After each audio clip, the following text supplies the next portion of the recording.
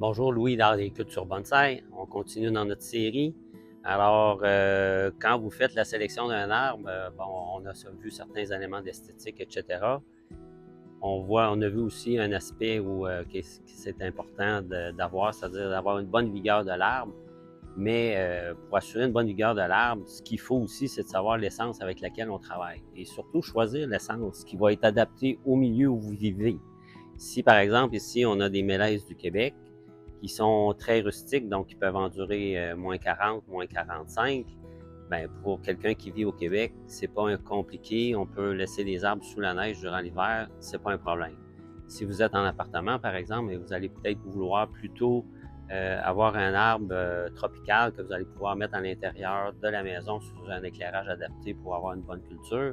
Donc là, vous avez peut-être un choix un petit peu plus limité au niveau des arbres, mais assurément que vous n'essayerez pas de mettre un arbre comme ceux-là à l'intérieur de la maison parce que les réserves d'énergie qu'il fait, par exemple, au mois d'août ou durant toute l'année, pour démarrer au printemps d'ensuite, il va les épuiser durant la maison. Il n'y aura pas le bon type de lumière, il n'y aura pas le bon type d'environnement. Ça va être trop chaud, trop sec, pas assez de lumière, pas assez de ventilation. Alors, le choix de l'essence en fonction de ce que vous voulez obtenir comme bonsaï, c'est effectivement un facteur important.